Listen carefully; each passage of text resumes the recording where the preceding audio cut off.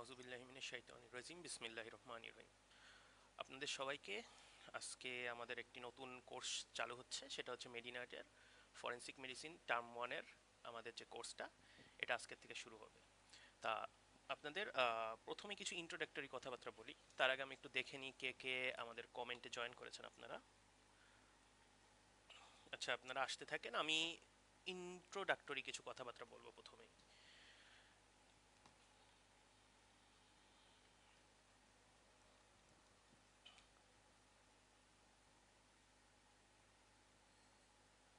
আচ্ছা, আহ, আমাদের forensic medicine সাবজেক্টটা আপনাদের আগে ইম্পর্টেন্সটা বুঝতে হবে, যে এটা আমাদের কোথায় কোথায় কাজে লাগছে। আমি একটা ফাঁকা পৃষ্ঠায় যাই, গেলে আপনাদের একটু বুঝাই।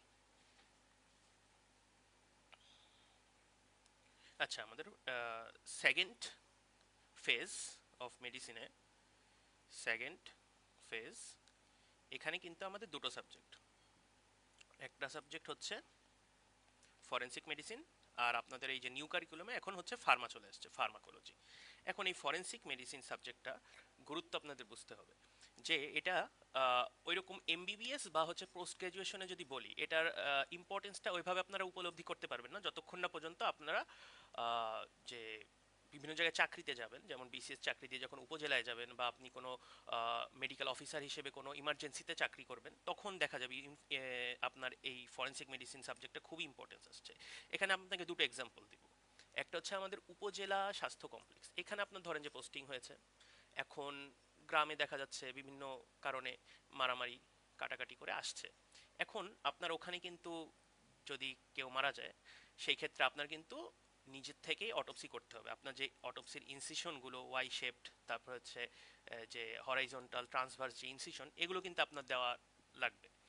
আবার দেখা যাচ্ছে যে ইমার্জেন্সিতে আপনি বসে আছেন, দেখা গেল আবার সেই মারামারি করে আসছে বা কোনো রোড ট্রাফিক অ্যাক্সিডেন্ট হয়ে আসছে, সেই ক্ষেত্রে আপনার একটা ইনজুরি ইনজুরি রিপোর্ট বা ইনজুরি সার্টিফিকেট, এইটা কিন্তু আপনার লিখে দিতে হবে। এবং আপনি যদি এইটায় অপারগ হন, সেই ক্ষেত্রে আপনার কিন্তু আইনি জটিলতা, এবং এমনকি দেখা যাচ্ছে আপনার পেশেন্টরা ঝামেলাও করতে পারে এরকম। এটা কিন্তু খুবই গুরুত্বপূর্ণ একটা বিষয়। আপনি যদি এই ইনজুরি রিপোর্ট লিখতে ব্যর্থ হন, বা আপনি যদি অটোপসি রিপোর্টটা বা সার্টিফিকেটটা লিখতে না পারেন, সেই ক্ষেত্রে কিন্তু বড় ধরনের একটা ঝামেলা হচ্ছে। এই ভাইটাল ভাইটাল মুহূর্ততে এই ফরেনসিক মেডিসিনের ইম্পর্টেন্সটা কিন্তু চলে আসে। তাই জন্য আমি বলবো না যে এই সাবজেক্টটা একদমই আপনারা আহ, অবহেলা করবেন। এটা কিন্তু খুবই ভাইটাল ভাইটাল মুহূর্তের জন্য খুবই ইম্পর্টেন্ট একটা সাবজেক্ট। এখন যদি বলেন যে ফরেনসিক মেডিসিনের আমাদের পোস্ট গ্রাজুয়েশন বা হচ্ছে এমবিবিএস এ এটা ইম্পর্টেন্সটা আপনারা ওইভাবে উপলব্ধি করবেন না, কারণ এটা ওইরকম আমাদের সিলেবাসে কিন্তু নাই। সিলেবাসের বিভিন্ন শুধু আমাদের সেকেন্ড ফেজের এই সাবজেক্টটা আছে, আর এর কারণে আপনার এটা সেকেন্ড প্রফ পাস করার জন্য লাগছে। আর পরে গিয়ে আপনি কিন্তু পোস্ট গ্রাজুয়েশন যখন করবেন, ওইরকম আপনি যদি ফরেনসিক মেডিসিনে টার্গেট থাকে, সেই ক্ষেত্রে এটার স্কোপটা আসবে। আর তা যদি টার্গেট না থাকে, সেই ক্ষেত্রে আপনার এখান থেকে কোশ্চেন আসছে না। তাই বলে এটাকে হেলাফেলা করা যাবে না, কারণ এটা একটি জীবনের আপনার জীবন মানে কি বাস্তব ভিত্তিক একটা সাবজেক্ট, যেটা খুবই ইউজফুল। এবং দেখা যায় যে যারা এই যে ফরেনসিক মেডিসিনটা এখন পড়বে না, তারা গিয়ে পরে কিন্তু কোর্স করা লাগে, পরে তাদের ফরেনসিক মেডিসিনের উপর আলাদা কোর্স করে। কারণ তারা কেউই চায় না, আমরা কেউই চাবো না যে আমরা কোনো লিগাল ইস্যুতে পড়ে যাই শুধুমাত্র একটা ভুল সার্টিফিকেট দেওয়ার কারণে। এই জিনিসটা মাথায় রেখে আপনি পড়া শুরু করবেন। এবার আসি আমাদের ফরেনসিক মেডিসিনের রিসোর্স কি, আমরা কি কি পড়ব।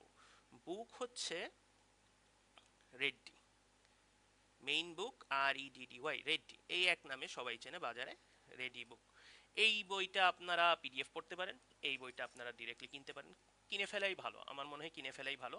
একটা বই কিনলে অতটা সমস্যা হবে না আশা করি।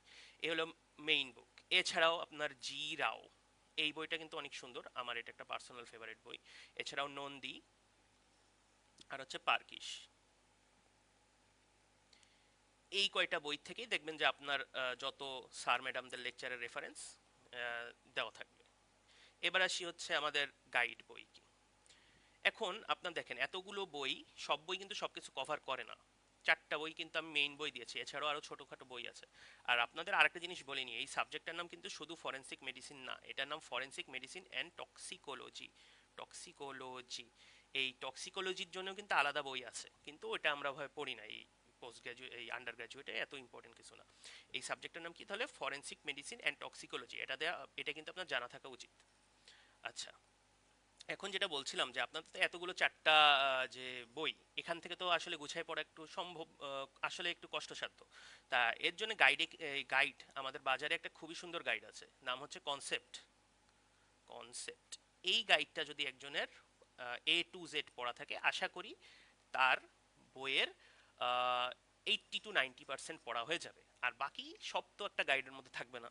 রেড ডি বুকটার অনেক কিছু দাগানো জিনিস থাকবে, সেটাও আমরা চেষ্টা করব প্রোভাইড করার, যে দাগানো বইটা আপনাদের দিয়ে দেওয়ার চেষ্টা করব পিডিএফ আকারে। আচ্ছা, এরপরে আসি একটা ভাইটাল জিনিস, এটা আপনাদের মাথায় রাখতেই হবে। যতই বই পড়েন, যতই guide full A to Z পড়েন, তাও আপনি ভাইবাই গিয়ে আটকে যাবেন যদি আপনার কলেজের যে প্রফেসর স্যাররা আছেন, যে ডিপার্টমেন্ট হেড স্যার আছেন, উনাদের ক্লাস না করেন। এই ক্লাস জিনিসটা খুবই ভাইটাল। কেন আমি একটু বুঝাই। কারণ আমাদের ফরেনসিক মেডিসিনের যেই স্যার ম্যাডামরা আছেন, ওনারা দেখা যাচ্ছে যে এমন স্যারদেরও আমি চিনি 50 বছর ধরে লেকচার নেন, 50 বছর ধরে একই ডিপার্টমেন্টে আছেন। এরকম 30-40 বছরের একজন প্রবীণ স্যার, উনাদের যে পরিমাণ অভিজ্ঞতা, যে পরিমাণ উনারা অটোপসি করেছেন, প্রায় ধরেন যে হাজারের উপরে এক একজনের অটোপসি করা, তা উনাদের যে অভিজ্ঞতা, উনারা এক একটা বইয়ের ঊর্ধ্বে আসলে। উনাদের কথাগুলো যদি আপনি ক্লাস থেকে নিজে না নিতে পারেন, এটা আসলে আপনারই ব্যর্থতা। দেখা যাবে উনাদের কথাবার্তা শুনতে ভাল লাগবে না অনেকেরই, কারণ সাবজেক্টটা আসলে এরকম ইন্টারেস্টিং প্রথমে লাগে না, কারণ প্রথম দিকে কিছু গদবাঁধা মুখস্থর জিনিস আছে, দেখা যাবে আপনারা প্রথম থেকে হেলাফেলা করছেন, কিন্তু উনারা এই যে ভাইটাল ইনফরমেশনগুলো কিন্তু এর মধ্যেই দিয়ে দিবে, আপনারা কিন্তু মিস করে যাবেন, পরে গিয়ে ভাইবার সময় যখন ধরবে আপনারা পারবেন না। তাহলে হচ্ছে ক্লাসগুলো আপনাদের অ্যাটেন্ড করতে হবে, এবং ক্লাস ভিত্তিক যে লেকচারগুলো আছে, অবশ্যই আপনার কলেজের লেকচারগুলো ফলো করতেই হবে, মাস্ট মাস্ট মাস্ট, 5 স্টার। আপনার কলেজের লেকচারগুলো আপনি ফলো করবেন, এর মাধ্যমে দেখবেন যে আপনার 70 to 80% কভার হয়ে যাবে। পরে হচ্ছে গাইড আর বইয়ে আসেন, কারণ লেকচার ফলো না করলে আপনাকে কিন্তু ওই স্যার হেল্প করবেন না, কারণ আপনি স্যারের ক্লাসই করেন নাই ভালো মতো, দেখবে যে ছেলেটা বা মেয়েটা পারছে না, তখন কি মনে করবে? হেল্প করার চেষ্টা করবে। আর সে যদি দেখে যে ক্লাসের অ্যাটেন্ডেন্স ভালো না, তাহলে কিন্তু হেল্প করবে না। এটা একটু মাথায় রাখতে হবে আপনাদের। আপনারা অবশ্যই ক্লাসের স্যাররা যেইটুকু পড়িয়েছেন, যেই সংজ্ঞাকে প্রিফার করেন, যেভাবে বলতে বলেন, সেইটাই ফলো করবেন। এটা আসলে বইয়ের ঊর্ধ্বে, ওনাদের ক্লাসগুলো বই এবং গাইডের ঊর্ধ্বে। এই একটা সাবজেক্ট, আর একটা হচ্ছে community medicine and community medicine. এই সাবজেক্ট দুটোতে হচ্ছে আপনাদের স্যারদের খুবই ইম্পর্টেন্স, স্যারদের কথাবার্তা। আর ধরেন যে আপনারা তো এত বছর অ্যানাটমি, ফিজিওলজি, বায়োকেমিস্ট্রি পড়ে আসছেন, তো এই সাবজেক্টগুলোতে হয়তো আপনাদের একটা বড় রেফারেন্স বুক থাকে, সেইটাই কিন্তু স্যার ম্যাডামরা ফলো করেন। কিন্তু এখানে একটু ভিন্নতা, এটা একটু আমি জানিয়ে রাখলাম আগের থেকে। আচ্ছা, এখন আপনারা পড়বেন কিভাবে ফরেনসিক মেডিসিন পড়বেন কিভাবে, তার আগে একটু আমাদের ফরেনসিক মেডিসিনে কি কি আহ, আপনার ফরেনসিক মেডিসিনে কি কি টপিক আছে সেটা একটু দেখিয়ে আসি।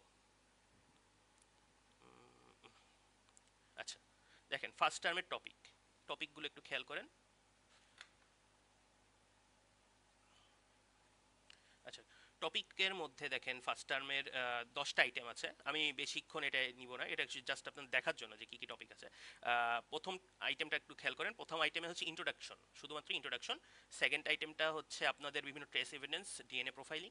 আমি জাস্ট দেখিয়ে যাচ্ছি। দেখেন থার্ড আইটেমটা একটু বড় আছে, এটা হচ্ছে ল বিষয়ে আপনার পড়াশোনা করতে হবে। ফোর্থ আইটেম দিয়ে আমরা আজকে শুরু করব, ফিফথ, এই দুটো ট্রাই করব এবং ফার্স্ট থেকে কিছু পড়াবো। 4, 5 এগুলো হচ্ছে আপনার ডেথ রিলেটেড যেই পড়াশোনাগুলো, যেটাকে আমরা বলি হচ্ছে ফরেন্সিক থ্যানাটোলজি, এইটা আপনাকে কভার করবে। 6-এ হচ্ছে আপনার অটোপসি রিলেটেড সব কিছু। 7টা হচ্ছে ইনজুরি, হার্ট, যত কিছু আমি বললাম যে আপনার ইনজুরি সার্টিফিকেট লেখা রাখতে পারে ইমার্জেন্সিতে বসলে, সেইটা। 8 আইটেমে আপনার হ্যাঙ্গিং, স্ট্র্যাঙ্গুলেশন, ড্রাউনিং, সাফোকেশন, এটা পুরো অ্যাসফাইসিয়া রিলেটেড যেই টপিকগুলো, সেটা মানে আপনার দম বন্ধ করে মারার রিলেটেড টপিকগুলো। এরপরে দেখেন এখানে কিছু সেক্সুয়াল অফেন্স আছে, এখানে আপনাদের বিভিন্ন পারভার্সন, তারপরে হচ্ছে রেপ রিলেটেড, অ্যাডাল্ট্রি, ইনসেস্ট, এগুলো অনেক কিছু আসবে এখানে। এটা একটা ভাইটাল একটা আইটেম। আর 10 নাম্বার আইটেমটা খুবই ইম্পর্টেন্ট, আইডেন্টিফিকেশন। তাহলে আপনাদের একটু দেখালাম, আপনাদের এমনিও দেওয়া আছে, জাস্ট একটু দেখিয়ে নিলাম কি কি টপিক আছে। এখন এগুলো কিভাবে পড়বেন সেটা বলার জন্য এত কিছু বললাম। আপনার পড়ার সিস্টেম হবে হচ্ছে, প্রথমেই আপনারা কনসেপ্ট গাইডটা খোলেন। আসলে আমি তাই বলবো, কনসেপ্ট গাইডটা খোলাই বেটার হবে। প্রথমে আপনি বই খুলতে যান না, concept guide A to Z একটা টপিক পড়ে ফেলেন, একটা টপিক আপনাদের ক্লাসে যেটা হচ্ছে A to Z পড়ে ফেলেন, দেখবেন যে প্রথম পড়ায় আপনি 20% ক্যাপচার করতে পারবেন। এরপরে কি করবেন, পুরোটুকু রিডিং দেওয়া শেষ, এরপরে আপনাদের স্যারদের লেকচারের সাথে যেই স্লাইড দেয় বা স্যাররা যেই কথাগুলো বলে ক্লাসে সেগুলো অবশ্যই আপনার গাইডের মধ্যে লিখে রাখেন, গাইডের মধ্যে লিখে রাখলেন, রাইট ইট ডাউন। এরপরে আপনারা এই গাইডটাকে যখন সমৃদ্ধ করে ফেললেন, এরপরে গিয়ে আপনি বই খুলুন।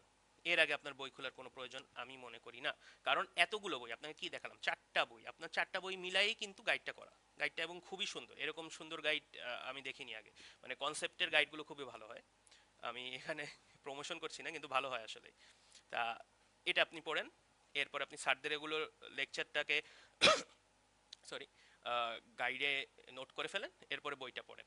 এবং ভাইটাল কয়েকটা জিনিসপত্র যেগুলো না পড়লেই আপনি প্রফে ফেল করবেন, এরকম কয়েকটা সংজ্ঞা আছে, এটার জন্য আপনার একটা খাতা বানাতে হবে।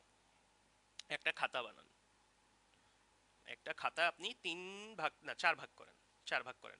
প্রথম ভাগে আপনার থাকবে শুধু ডেফিনেশন, যেই ডেফিনেশনগুলো না পারলে ফেল, এরকম ডেফিনেশনগুলো আপনার স্টার মার্ক দিয়ে 2-3 বার করে লিখে রাখবেন পরপর।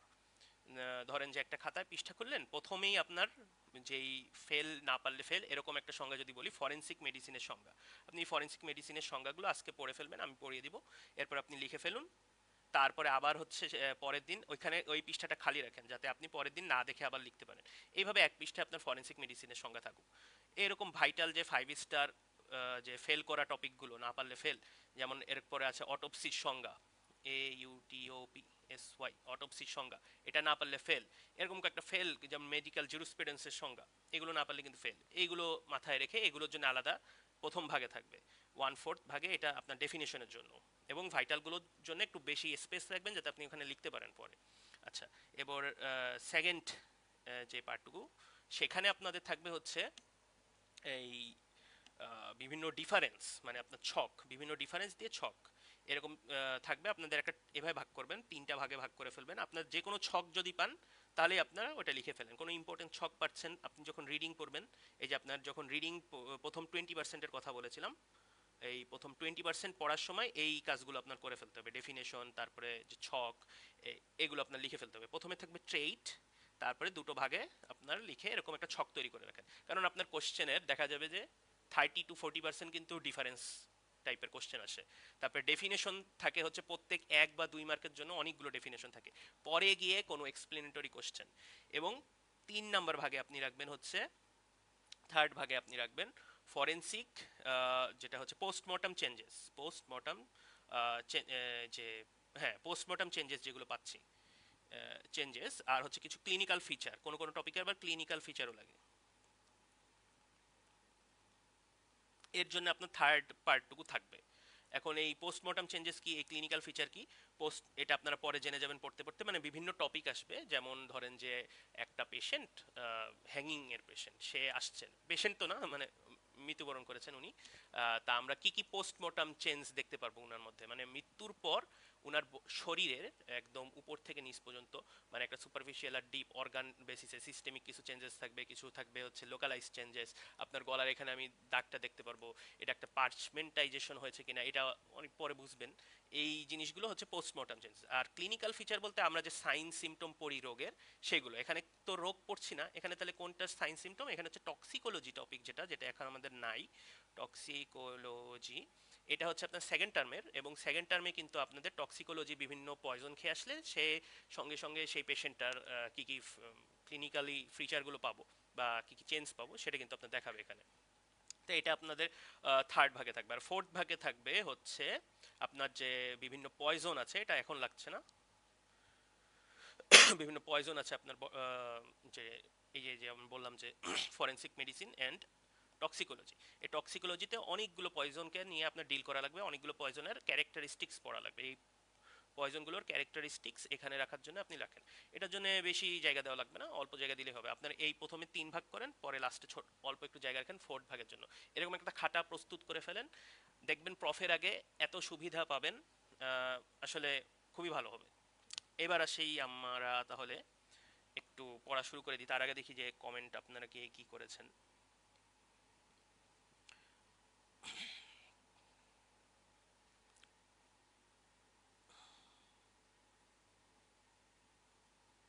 আচ্ছা, তাহলে আমি শুরু করি। আজকে আমরা যেটা বললাম আইটেম ৪-৫, আপনাদের নতুন কারিকুলামে হচ্ছে মানে অনেকগুলো টপিককে নিয়ে ছোট করে অনেক ১০টা আইটেমের মধ্যে রাখা হয়েছে। আমাদের সময় আইটেম প্রায় ২০ থেকে ২০টা না ২৩টা আইটেম ছিল ফার্স্ট টার্মে শুধু। সেই ২৩টা আইটেমকে আপনার কম্প্রেস করে 10টার আন্ডারে আনা হয়েছে। এর জন্য দেখবেন যে আইটেমগুলো একটু বড় বড় লাগছে, আসলে কিন্তু তার মানে বড় না, আইটেমগুলোকে আসলে আগে যেরকম ছিল তার থেকে একটু ছোট করে আনা হয়েছে। হ্যাঁ, ছোট করে আনা হয়েছে, এর কারণে এরকম বড় বড় লাগছে। কিন্তু দেখেন আমি বুঝিয়ে দিব কোন কোন টপিক লাগবে, কোন কোন টপিক লাগবে না, কোনটা আসে কোনটা আসে না, এগুলো বলে দিব। দেখবেন যে ইজিলি আপনারা পেরে যাচ্ছেন। আচ্ছা, তাহলে আজকে আমরা ডেট দিয়ে শুরু করি। ডেট আমাদের আইটেম ৪। এটা হচ্ছে থ্যানাটোলজি। থ্যানাটোলজির অংশ। থ্যানাটোলজি মানে কি? আমরা থ্যানাটোস, দেখেন থ্যানাটোস, এই থ্যানাটোস হচ্ছে আপনার ডেথের গ্রিক ভার্সন, মানে গ্রিক যে রোমান গ্রিক সাম্রাজ্য ছিল, অ্যানশিয়েন্ট গ্রিক গ্রিক সাম্রাজ্য, সেখানে মিথোলজিতে আপনার পার্সনিফিকেশন অফ ডেথকে থ্যানাটোস বলা হতো। এখন পার্সনিফিকেশন মানে কি? মানে আমরা এটাকে একটা চিত্রর মাধ্যমে তারা রূপান্তর করতো। এই যে সেই থ্যানাটোসের চেহারাটা একটু দেখেন। Thanatos as a winged or short Greek young girl, এটা বলা হচ্ছে, এটা হচ্ছে কিন্তু আপনার থ্যানাটোস। এটা আপনারা একটু মাথায় রাখবেন। এটুকু জানলে আর কি আপনার শব্দটা বুঝতে সুবিধা হচ্ছে, যে থ্যানাটোলজি, লজি মানে স্টাডি, তাহলে কি এটা হচ্ছে দেখেন scientific study of death including change that ochre which and after with and after death, এটা আপনারা জানবেন। আর এরপর হচ্ছে ফরেন্সিক থ্যানাটোলজি। দেখেন ফরেন্সিক থ্যানাটোলজি কি? এটা হচ্ছে আপনাদের this is the branch of forensic medicine that deals with the medicolegal aspect of death to aid in the administration of justice. আমাকে একটু ৫ মিনিট সময় দেন, ৫ মিনিট না ২ মিনিট সময় দেন, আমি একটু আসছি।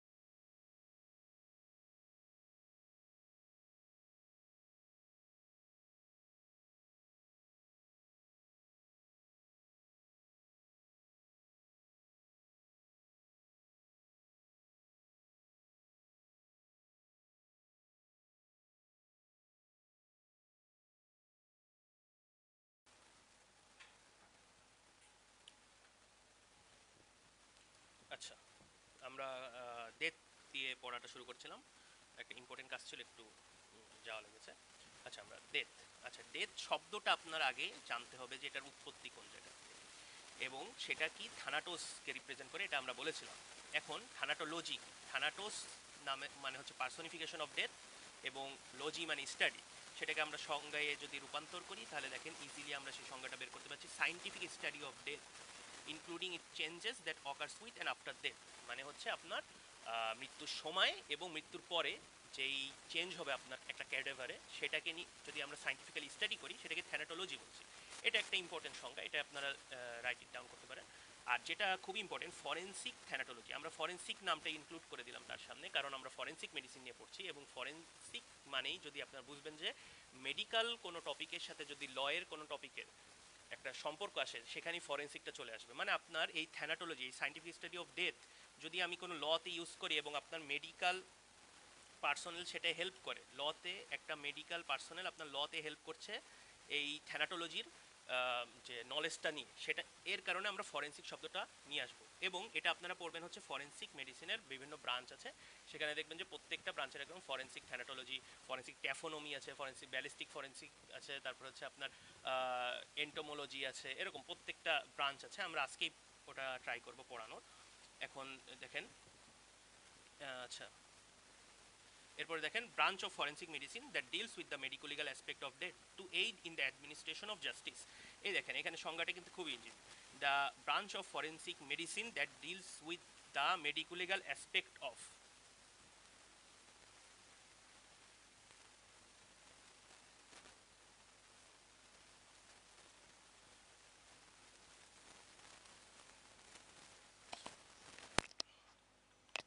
আচ্ছা, সাউন্ডে ইস্যু হচ্ছে।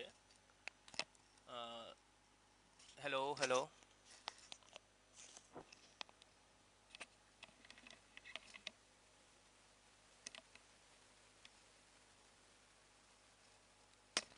হ্যালো, সাউন্ডটা কি ঠিক আছে এবার?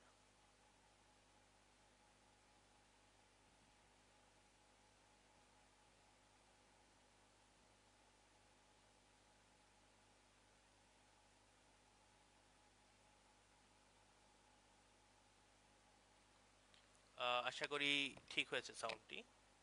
একটু চেক করলে একটু বলবেন যে সাউন্ড ঠিক হচ্ছে নাকি।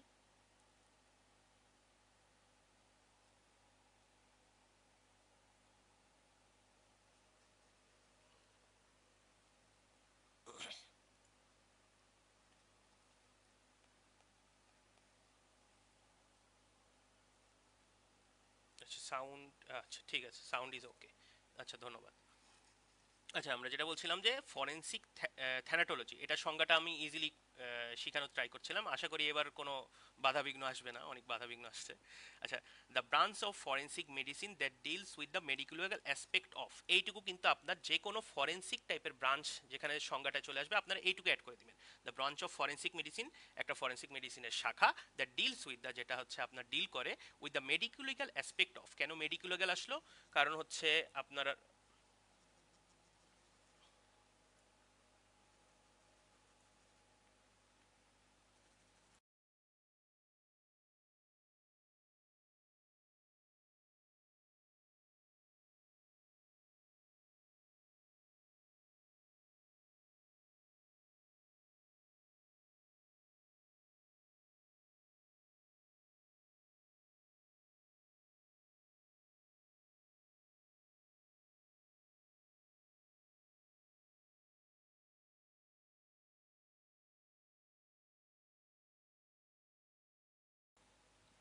আচ্ছা এবার কি সাউন্ড ইস্যুটা ঠিক হয়েছে?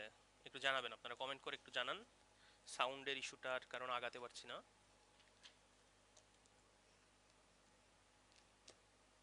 হ্যালো, শোনা যাচ্ছে কিনা?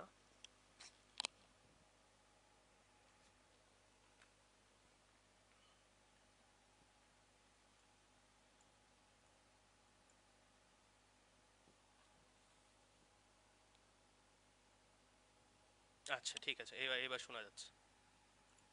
আচ্ছা এইবার একটু আগাই তাহলে।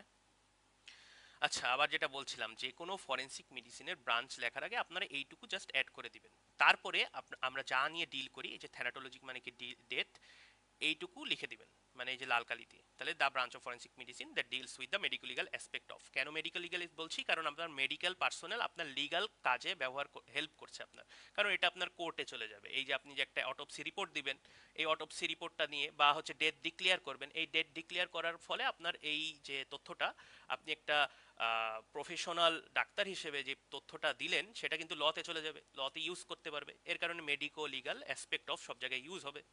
এরপরে ডেথ অ্যাড করে দিলেন, to aid in the administration of justice. আপনার জাস্টিস বলতে আইনের অ্যাডমিনিস্ট্রেশনে আপনার হেল্প করবে। ঠিক আছে, এভাবে আমরা ইজিলি সংজ্ঞাটা বুঝে গেলাম। এরপর দেখেন ফরেন্সিক ট্যাফোনমি। ফরেন্সিক ট্যাফোনমি বলতে আপনার মৃত্যুর পরবর্তী যে পোস্টমর্টম প্রসেস হবে, মানে পোস্টমর্টম বলতে মৃত্যুর পরবর্তী যে চেঞ্জগুলো হয়, এই চেঞ্জগুলো একটা হিউম্যানের ক্যাডেভারে দেখবো আমরা। সেই দেখে যেটা স্টাডি করব সেটাই হচ্ছে ফরেন্সিক ট্যাফোনমি। এটা বেশি একটা ইম্পর্টেন্ট সংজ্ঞা না, আপনারা দেখেন একই কথাই বলছি, যে branch of forensic medicine deals with the medico legal aspect of study of postmortem processes of human remains in dispositional context to aid in the administration of justice. ঠিক আছে, এরপরে আমরা চলে যাব হচ্ছে ডেথের সংজ্ঞায়। ডেথের সংজ্ঞা আমরা এতক্ষণ কি পড়ছিলাম, যে থ্যানাটোলজি যেটা হচ্ছে স্টাডি অফ ডেথ। আর এখন পড়বো হচ্ছে ডিরেক্ট ডেথ। ডেথের সংজ্ঞা কি? ডিরেক্ট ডেথের কিন্তু আমরা ওরকম নির্দিষ্ট কোনো সংজ্ঞা এখনো আবিষ্কার হয়নি বলতে মানে দেখেন যে কোনো কোনো সংজ্ঞা ডিরেক্টলি হু থেকে দেওয়া থাকবে, এরকম মেডিকেল সংজ্ঞাগুলো সাধারণত হু থেকে দেয়, কিন্তু এই ডেটের সংজ্ঞা কোনো এরকম অফিসিয়াল বডি থেকে এখনো দেওয়া হয়নি। তাই আমরা হচ্ছে বিভিন্ন ডিকশনারি থেকে ইউজ করি। দেখেন যে ব্ল্যাকস ল ডিকশনারি একটা লিগালি সেটাকে কিভাবে বলা হচ্ছে ডেটটাকে, যে বলা হচ্ছে cessation of life and ceasing to exist. এগুলো আপনারা একবার দেখে রাখলেন, পড়ে রাখলেন। যেমন অক্সফোর্ড ডিকশনারি বলছে দ্য এন্ড অফ লাইফ, খুবই সহজ একভাবে বললো। কিন্তু আমাদের যে ডেথের সংজ্ঞাটা লাগবে সেটা হচ্ছে এই যে medico legal definition of death. তার আগে আমাদের একটা জিনিস টপিক বুঝে আসতে হবে, সেটা হচ্ছে what is Bishop's tripod of life. বিশপের ট্রাইপড অফ লাইফ কি? এই যে একটা আপনি দেখেন ট্রাইপড, ট্রাইপড তিনটা পা বা তিনটা বাহু দিয়ে সে দাঁড়িয়ে আছে। এই একটা বাহু যদি কোনোভাবে ক্ষতিগ্রস্ত হয় বা ভেঙে যায়, সেই ক্ষেত্রে পুরো ট্রাইপডটা পড়ে যাবে, মানে এই পুরো বস্তুটা পড়ে যাবে। এইটাই হচ্ছে বিশপস ট্রাইপড অফ লাইফের বেসিক কনসেপ্ট। এই দেখেন কি লেখা, একটা ফিজিশিয়ান ডেথ ডিক্লেয়ার করবে যদি হচ্ছে all function of three interlink vital system of the body আপনার শেষ হয়ে যায়, সিজেশন হয়ে যায়, cessation of the function of three interlink vital system of body. এখানে দেখেন প্রথমে বলছে নার্ভাস সিস্টেম, আপনার ব্রেইন, নার্ভাস সিস্টেম, আপনার রেসপিরেটরি সিস্টেম, আপনার লাং, আর হচ্ছে আপনার হার্ট। এই তিনটার প্রথমে একটা নষ্ট হবে, এরপরে দেখা যাবে এটার কারণে আর একটা নষ্ট হচ্ছে, তার কারণে আলটিমেটলি ব্রেইন নষ্ট হচ্ছে। এবং একটা পার্সনকে ডেথ ডিক্লেয়ারের জন্য তার দেখতে হয় নার্ভাস সিস্টেমের অ্যাক্টিভিটিগুলো বন্ধ হয়ে গিয়েছে কিনা, তার মানে সে ব্রেন ডেথ কিনা, বা হচ্ছে তার হার্টের কোনো রিদম আছে কিনা, তার মানে ইসিজি করে দেখতে পারি সেই হার্টের রিদম আছে কিনা, মানে তার ইলেকট্রিক্যাল অ্যাক্টিভিটি অফ হার্ট চলছে কিনা, এটা আমরা ইসিজির মাধ্যমে দেখতে পারি। তাহলে না, এটা গেল আমার সার্কুলেটরি। রেসপিরেটরি সিস্টেমটা আমরা বিভিন্নভাবে দেখতে পারি, চেস্টের মুভমেন্ট হচ্ছে কিনা, এক্সপেনশন হয় আমাদের ইন্সপিরেশনের সময়, সেটা চলে যাচ্ছে কিনা, এগুলো ভাবে দেখতে পারি। এবং নার্ভাস সিস্টেমটা দেখতে পারি হচ্ছে আমার একদম কনফার্মেটরি হচ্ছে ইইজি। এছাড়া আমরা যেটা নর্মালি ক্লিনিক্যালি করে থাকি লাইট রিফ্লেক্স দেখি, পিউপিলারি লাইট রিফ্লেক্স দেখার জন্য একটা টর্চ আমরা চোখে দিব, চোখে দিলে কি হবে, কনস্ট্রিকশন করবে নাকি পিউপিলটা, এইটা দেখলেই আমরা বুঝতে পারবো। যদি না করে তাহলে হচ্ছে অ্যাবসেন্স অফ লাইট রিফ্লেক্স, তার মানে তার নার্ভাস সিস্টেম কাজ করছে না। এভাবে আমরা নার্ভাস সিস্টেমকেও সিজেশন অফ ফাংশন এটাকে এক্সপ্লেইন করতে পারি। তাহলে এই তিনটাকে একসাথে বলা হয় কি বিশপস ট্রাইপড অফ লাইফ বা অ্যাট্রিয়া মর্টিস। জাস্ট একটু নামটা দেখলেন, মেইন এটা লাগবে না আপনাদের। এই বিশপস ট্রাইপড অফ লাইফ এইটুকু আপনার মাথায় রাখেন। এবার দেখেন যেটা বলবো এটুকু আপনারা দেখে নিন, এটা বেশি ইম্পর্টেন্ট না, যেটা সংজ্ঞাটা আমাদের ইম্পর্টেন্ট, যে মেডিকো লিগাল ডেফিনেশনটা ডেথের কিভাবে এক্সপ্লেইন করা হয়। আমি তো বললাম যে ডেথের কোনো সংজ্ঞা নাই, তাহলে আমরা একটা সংজ্ঞা নিজেরা মেডিকো লিগালি একটা ইউজ করি, সেই সংজ্ঞাটা আপনার লাগবে পরীক্ষায় এবং খুব ইম্পর্টেন্ট। এটা হচ্ছে 5 স্টার সংজ্ঞা, এটা মাথায় রাখতে হবে আপনার। এখানে আর একটা 5 স্টার সংজ্ঞা ছিল হচ্ছে ফরেন্সিক থ্যানাটোলজি। আচ্ছা দেখেন, complete and irreversible cessation of function of the three interlinked vital system of the body, namely the nervous system, respiratory system and circulatory system। এই যে এই তিনটাকে কি বলা হচ্ছে একসাথে, এই যে উপরে বিশপস ট্রাইপড অফ লাইফ, এই তিনটার ফাংশন যদি কমপ্লিটলি সিজেশন হয়, এবং দেখেন কমপ্লিট এবং ইররিভার্সিবল বলা হয়েছে, মাঝে মধ্যে দেখা যায় একটা টক্সিক কোনো অ্যাসাল্টের কারণে বা হচ্ছে কোনো অনেক বেশি শীতের কারণে, অনেক বেশি কোল্ড এনভায়রনমেন্ট, হাইপোথার্মিয়ার কারণে ব্রেইনের অ্যাক্টিভিটি কিছুক্ষণের জন্য বন্ধ হয়ে যেতে পারে, যেটা আবার ফেরত আসতে পারে। এইরকম ঘটনার থেকে যদি আমরা পার্থক্য করতে চাই, এর কারণে আমার ইররিভার্সিবল শব্দটা নিয়ে আসতে হয়েছে। কমপ্লিট বলা হয়েছে একই ধরনের, একবার যদি নষ্ট হয়ে যায় একদম কমপ্লিট ভাবে নষ্ট হয়ে যেতে হবে, ইররিভার্সিবল ভাবে নষ্ট হতে পারে, এর কারণে এই দুটো শব্দ ইউজ করা হয়েছে। সিজেশন অফ ফাংশন ইউজ করা হয়েছে, three interlink vital system use করা হয়েছে বিশপ ট্রাইপড অফ লাইফের ইম্পর্টেন্সটা বোঝার জন্য, সেই তিনটা এখানে নাম দেওয়া হয়েছে। এইভাবে আপনারা যদি সংজ্ঞাটা বুঝে বুঝে মুখস্থ করেন, আপনাদের আশা করি মুখস্থ করাই লাগবে না। এই গেল হচ্ছে আমাদের সংজ্ঞা। এবার একটু আমরা দ্রুত যাব, যে প্রথমে তো সংজ্ঞাটা বুঝলাম ডেথের, এবার আসবো হচ্ছে আমরা ডেথের ক্লাসিফিকেশন। আমরা ডেথকে ক্লাসিফাই করি অনেকভাবে করতে পারি। প্রথমটা কি, মেডিকেল ক্লাসিফিকেশন। এই মেডিকেল ক্লাসিফিকেশন আন্ডারে দুটো ধরনের, একটা হচ্ছে সোমাটিক বা সিস্টেমিক বা ক্লিনিক্যাল ডেথ, আর একটা হচ্ছে আপনার মলিকুলার ডেথ বা সেলুলার ডেথ। এখন এটার সংজ্ঞা আপনাদের ওইভাবে মুখস্থ করা লাগবে না, এটার সংজ্ঞা যা মেডিকো লিগাল সংজ্ঞা যা পড়েছি তাই, একই সেম জিনিস।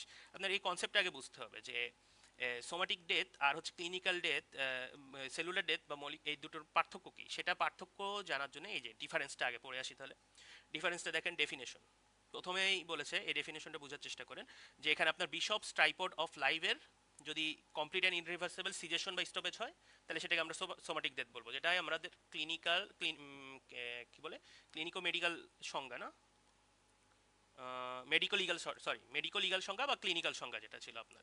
আর মলিকুলার বা সেলুলার ডেথ, এটা মানে কি আপনার প্রথমে তো পুরো বডি আপনার অ্যাক্টিভিটি শেষ হয়ে গেল, মানে আপনার ব্রেইন যেটা হচ্ছে নার্ভাস সিস্টেম, আপনার হার্ট মানে সার্কুলেটরি সিস্টেম, আপনার লাংস মানে হচ্ছে আপনার রেসপিরেটরি সিস্টেম, এটা বন্ধ হয়ে গেল। আপনাকে এখন কমপ্লিট এবং ইররিভার্সিবল বন্ধ, নর্মাল বন্ধ না, কমপ্লিট ইররিভার্সিবল। আপনাকে এই তিনটা অর্গানকে আর হচ্ছে অ্যাক্টিভ করা সম্ভব না। এইটা যখন হয়ে যাবে তখন আপনাকে ডেথ ডিক্লেয়ার করে দিব। সেই ডেথ ডিক্লেয়ার করার প্রসেস হয় হচ্ছে আমার এই সোমাটিক ডেথের মাধ্যমে। আমরা যেটাকে নর্মালি ডেথ বুঝি সেটাই হচ্ছে সোমাটিক ডেথ। এটার কনসেপ্ট ক্লিয়ার কিনা? এবার আসি মলিকুলার বা সেলুলার ডেথ। আপনার তিনটা অর্গানের ফাংশন শেষ, আপনি এখন আপনার ওই ফাংশন আনা যাবে না, তার মানে আপনাকে আর বাঁচানো যাবে না, কিন্তু আপনার সেলগুলো তো বেঁচে আছে। আপনার যে আরবিসি আছে, আপনার যে হোয়াইট ব্লাড সেল আছে, বিভিন্ন অর্গানের বিভিন্ন টিস্যু আছে, সেইগুলো যদি দেখা যায় যে কিছুক্ষণ বেঁচে থাকতে পারে, কারণ আমরা জানি প্রত্যেকটা এই সেলগুলো কি এক একটা কি বলে ইউনিট অফ আপনার বডি বা ইউনিট অফ লাইফ, এইগুলোর কিন্তু কিছুক্ষণ বেঁচে থাকতে পারে, কারণ তখনও ব্লাডের মধ্যে অক্সিজেন আছে। এই অক্সিজেনগুলো সাপ্লাই দিতেই থাকবে, এবং যত যত বেশি কম অক্সিজেন লাগবে এই সেলগুলোর, ততক্ষণ সে বেঁচে থাকতে পারবে। এই দেখেন এইখানে কি বলছে যে death of cells and tissue individually, প্রত্যেকটা সেল এবং টিস্যুর ইন্ডিভিজুয়াল ডেথ হতে যতটুকু টাইম লাগবে সেটুকুই আপনার মলিকুলার ডেথ, বা সেটাকেই আপনার মলিকুলার ডেথ বলা হবে। এটাকে আরেকটু যদি মানে কি বলে ফর্মাল ওয়েতে আমি বুঝাতে চাই, দেখেন এখানে কি বলেছে, somatic death is followed by progressive degeneration of body tissue. মানে প্রথমে হচ্ছে আপনার কি বলে আপনার যে তিনটা ভাইটাল সিস্টেম, সেই সিস্টেম বন্ধ হয়ে গেল। সিস্টেম যদি বন্ধ না হয় তাহলে তো সার্কুলেশন হবে না। সার্কুলেশন আমরা জানি হচ্ছে রেগুলেশন হয় আপনার ব্রেইন স্টেম থেকে, সার্কুলেটরি সেন্টার থেকে। সেটা যদি বন্ধ হয়ে যায় তাহলে হার্ট চলবে না। আবার দেখেন হার্ট যদি প্রথমে বন্ধ হয় তাহলে আপনার হার্টের রক্ত পাম্প হবে না, রক্ত পাম্প হয়ে ব্রেনে পৌঁছাবে না, তাহলে ব্রেইনও বন্ধ হয়ে যাবে। ব্রেইন আলটিমেটলি বন্ধ হয়ে গেলে রেসপিরেশন বন্ধ হয়ে যাবে। আবার দেখেন একই জিনিস, রেসপিরেশন যদি আপনার লাং আগে বন্ধ হয়, লাং বন্ধ হলে আপনার অক্সিজেন পাবে না, হার্ট যদি অক্সিজেন না পায় নিজের কাজ করতে পারবে না, সেও বন্ধ হয়ে যাবে, তারপর আলটিমেটলি ব্রেইনও বন্ধ হয়ে যাবে। তাহলে তিনটা interlinked bishop tripod of life. এবং সেটা বন্ধ হওয়ার পর আপনার সেল, প্রত্যেকটা বডির ইম্পর্টেন্ট সেলগুলো, যেমন muscle sell, sorry muscle sell, এরা কিন্তু 2 ঘন্টা পর্যন্ত টিকে থাকতে পারবে, কারণ আপনার যে ডিজলভ অক্সিজেন থাকে সেটার থেকেই তারা সাপ্লাই নিতে থাকবে এবং বেঁচে থাকবে, কাজকর্ম করবে। এর কারণে কিন্তু মরার পর মাসেলের মুভমেন্ট দেখা যায়। এটা কিন্তু খুবই মজার জিনিস। এইটাই বলা যায় যে progressive degeneration of the body tissue. আপনার সোমাটিক ডেথ হবে, তারপর ফলোড বাই সেটার পরে আপনার প্রোগ্রেসিভ ডিজেনারেশন, আস্তে আস্তে স্টেপ বাই স্টেপ বিভিন্ন বডি টিস্যুগুলো মরা শুরু করবে। আলটিমেটলি এইটুকু মরতে আপনার টাইম লাগবে 3 থেকে 6 ঘন্টা বলা আছে। তবে কোনো কোনো জায়গায় 2 থেকে 3 ঘন্টা বলে, কোনো কোনো জায়গায় 1 থেকে 2 ঘন্টা বলে। আপনাদের স্যার ম্যাডাম যেগুলো বলবে সেটা আপনারা সেই টাইমটা বলবেন এখানে। এই গেল। তাহলে আপনার ডেফিনেশন বুঝলাম, টাইম বুঝলাম, যেটা হচ্ছে ইমিডিয়েটলি মরার সঙ্গে সঙ্গে, মানে এই তিনটা circulatory system, respiratory system, nervous system বন্ধ হবে, আপনি ডেড ডিক্লেয়ার হয়ে যাবেন। তার মানে আপনি ইমিডিয়েটলি সঙ্গে সঙ্গে আপনাকে ডেড ডিক্লেয়ার করা হলো। সোমাটিক ডেথ তার মানে টাইমটা ইমিডিয়েট, কোনো এটার কোনো সময় নাই, বন্ধ হয়ে যাবে, আপনি মৃত ঘোষণা। কিন্তু তখন সেলগুলো বেঁচে আছে, এর জন্য 3 থেকে 6 ঘন্টা। এরপরে দেখেন এখানে বলছে যে এটা বেশি ইম্পর্টেন্ট না, এখন হচ্ছে কয়েকটা ইম্পর্টেন্স, এদের কয়েকটা ইম্পর্টেন্স আছে, যেটা হচ্ছে অর্গান ট্রান্সপ্লান্টেশন। আমার যদি একটা অর্গানের সেলগুলো মারা যায়, আমি কি ওটাকে ট্রান্সপ্লান্ট করে কোনো লাভ আছে? না, লাভ নাই। কিন্তু সোমাটিক ডেথের পরও আমি বলেছি যে দেখেন 3 থেকে 6 ঘন্টা লাগে ইন অ্যাভারেজ সবগুলো অর্গানের সেল আস্তে আস্তে ডিগ্রেড হতে। তাহলে ততক্ষণে কিন্তু আমি সোমাটিক ডেথের পর আমি অর্গানগুলো ট্রান্সপ্লান্ট করতে পারছি। মরণোত্তর চক্ষুদান, মরণোত্তর কিডনি দান, এটা করা যায়। কিন্তু এই যে অর্গান ট্রান্সপ্লান্টেশনটা সোমাটিক ডেথের পর করা যাবে, মলিকুলার ডেথের পর করা যাবে না। তারপরে দেখেন response to thermal, chemical and electric stimuli. এটা কি হবে কি হবে না? আপনার সেল যদি মারা যায় হবে না, সেল বেঁচে আছে, বডি মারা গেছে, সেল বেঁচে আছে, তাহলে আপনার ইলেকট্রিক স্টিমুলাই দিলে নার্ভাস সিস্টেম নড়বে, মাসেল নড়বে, কাজ করবে, থার্মাল স্টিমুলাইতে কাজ করবে, কেমিক্যাল স্টিমুলাইতে কাজ করবে, তাহলে এই সময় কাজ করবে। সোমাটিক ডেথ থাকা অবস্থায় আপনার সোমাটিক ডেথের পর আপনার এই স্টিমুলাইগুলো কাজ করবে, মলিকুলার ডেথের পর সেল মারা যাবে, কাজ করবে না। আমি প্রত্যেকটা এইভাবে পয়েন্টগুলো বুঝিয়ে দিচ্ছি। দেখেন এখানে এই তিনটা জিনিস আপনাদের বোঝার জন্য অন্য চ্যাপ্টারের কিছু নলেজ লাগতো, কিন্তু আমি তাও বুঝিয়ে দিই। দেখেন গেপিং অফ উন্ড, আপনার যখন একটা কোথাও এক জায়গায় কেটে যাবে, এভাবে কেটে যাবে, এখানে একটা ফাঁকা তৈরি হবে। যদি আমি এটাকে মাইক্রোস্কোপের আন্ডারে দেখি তাহলে এরকম এইরকম একটা ধরেন কাটার জায়গা পাবো। এই জিনিসটা আপনার বিভিন্ন রিয়াকশন হবে, রিয়াকশন হওয়ার কারণে ফুলে যাবে, বিভিন্ন এখানে বিভিন্ন সেল আসবে, ফুলে যাবে, লাল হয়ে যাবে, ইনফ্ল্যামেশন হবে। আলটিমেটলি দেখা যাবে যে এটা বড় হচ্ছে, জায়গাটুকু এই ফাঁকা জায়গাটুকু বড় হচ্ছে, বড় হওয়ার পর আস্তে আস্তে সেটা ঠিক হয়ে যাবে। দেখেন আস্তে আস্তে সেটা আপনার উপরে রিএপিথেলাইজেশন বলে এটাকে, আস্তে আস্তে সেটার উনটা কভার হয়ে যাবে। এই জিনিসটাই বলছে যে গেপিং অফ উন্ড, মানে হচ্ছে উনটুকু সরে যাচ্ছে কিনা। যদি আপনার সেল মারা যায়, এখানে সরে যাওয়ার কোনো প্রশ্ন আসে না, কোনো ইনফ্ল্যামেশন হবে না, কোনো ফুলে যাবে না জায়গাটুকু, কোনো কন্ট্রাকশন হবে না, বিভিন্ন কন্ট্রাকশন হয়ে পড়ে, বিভিন্ন আপনার কোলাজেন সিনথেসিস হবে, জায়গাটুকু কন্ট্রাকশন হয়ে জায়গাটুকু একটু বাড়ায় দিতে পারে, ওটা হবে না। তাহলে এই যে গেপিং অফ উন্ড আপনার সোমাটিক ডেথের পর হবে, মলিকুলার ডেথের পর হবে না, এটা বোঝাচ্ছে। এবার দেখেন পার্চমেন্টাইজেশন অফ স্কিন আন্ডার লাইগেচার, এই জিনিসটা আপনার বুঝতে হলে আপনার হ্যাঙ্গিংটা বুঝে আসতে হবে। হ্যাঙ্গিং হওয়ার পর আপনার যেখানে দড়ির দাগটা থাকে সেইটার নিচের যে আপনার সাবকিউটেনিয়াস টিস্যু, এটা একটু শাইনি হয়ে যায়। এইটা যদি মাত্র সে যদি পোস্টমর্টাম হ্যাঙ্গিং করে সেক্ষেত্রে আমার পাওয়া যাবে না, কিন্তু সে যদি আপনার সুইসাইডাল হ্যাঙ্গিং করে সেই ক্ষেত্রে পাওয়া যাবে। এইটুকু বুঝতে আপনাদের একটু কষ্ট হতে পারে, মানে এর থেকে ডিটেলস আছে বোঝানো যাচ্ছে না কারণ এটা আপনাদের অন্য টপিক। এখানে আপনার আর একটু সহজ ভাষায় যদি বলি, আপনার যে গলার এখানে হ্যাঙ্গিং এর দাগটা আছে, এটা আপনার যদি সে সুইসাইডাল হ্যাঙ্গিং করে সেই ক্ষেত্রে এই দাগটুকু আস্তে আস্তে সেলটুকু চাপ খেয়ে ওখানে একটা শাইনি প্রলেপ তৈরি করবে, এইটুকুই, এটাই বোঝাচ্ছে। কিন্তু আপনি যদি একটা মরা মানুষকে এসে তাকে ঝুলিয়ে দেন দেখানোর জন্য যে সে আত্মহত্যা করেছিল, সেটা যদি আপনি জাল করার চেষ্টা করেন, এই বিষয়টাকে আপনি মেরে তাকে ঝুলিয়ে দিলেন, তাহলে কিন্তু হবে না, কারণ আপনার সেলগুলো অলরেডি ততক্ষণে মরা শুরু হয়ে গেছে। মরা শুরু হয়ে যাওয়ার কারণে সেই চেঞ্জটা আর পাবো না। এই দেখেন পার্চমেন্টাইজেশন নো, যদি মলিকুলার ডেথ হয়ে যায় ওখানে পার্চমেন্টাইজেশন আসবে না, বিভিন্ন রিয়াকশন হওয়ার কথা সেই রিয়াকশনটা হবে না, যেটা আমরা সোমাটিক ডেথের পর পাই।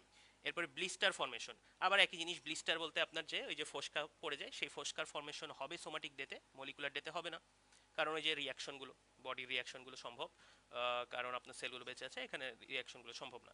এরপরে দেখেন সাসপেন্ডেড, এই দুটো, এই তিনটা আর এই তিনটা আমার পড়া শেষ। এবার আসেন লাস্টের তিনটা জিনিস।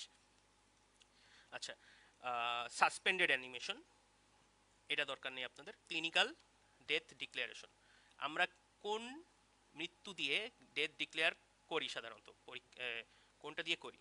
যখন সোমাটিক ডেথ হয়ে যায় তারপরে আমরা কিন্তু ডেথ ডিক্লেয়ার করে দিই। আমরা এটার জন্য কখনো অপেক্ষা করি না। এই আমরা মলিকুলার ডেথের জন্য আমার বিভিন্ন বডিতে চেঞ্জ হবে, তার আসার পর বিভিন্ন ডেথের সাইন দেখবো, এত সময় নেই আমাদের। হচ্ছে একটা আমরা নর্মাল অবস্থায় যেটা করি, যে ধরেন যে কোনো পেশেন্ট দেখা যাচ্ছে যে মারা যাচ্ছে, আমরা প্রথমেই তার পালসটা চেক করি, ব্লাড প্রেশারটা চেক করি, ব্লাড প্রেশারটা চেক করে যদি কার্ডিয়াক কোনো মুভমেন্ট দেখা যাচ্ছে, অ্যাপেক্স বিট হাত দিয়ে দেখি কোনো অ্যাপেক্স বিট নাই, পালস নাই, প্রেশার মাপ পাচ্ছি না, একদম প্রেশার লো বা জিরো, একদম জিরো, কোনো প্রেশারই উঠছে না, সেই ক্ষেত্রে একটা প্রবলেম। তখন আমরা চেস্টের কিছু মুভমেন্ট দেখি, ইন্সপেকশন করি দূরে গিয়ে, চেস্ট মুভমেন্ট দেখি, লাইট মারি চোখে, দেখি যে পিপিলারি লাইট ইফেক্ট নাই। এরপরে কনফার্মেশনের জন্য আমরা লাস্টে গিয়ে একটা ইসিজি করি, বুকের এই যে আপনার লিডগুলো 12টা লিড বসিয়ে দিই। লিড বসিয়ে যদি কোনো ইলেকট্রিক্যাল অ্যাক্টিভিটি হার্টে না পাই তাহলে আমরা ডেট ডিক্লেয়ার করে দিই। এবং এই ডেট ডিক্লেয়ারের সিস্টেমটাও আমরা পরে শিখবো।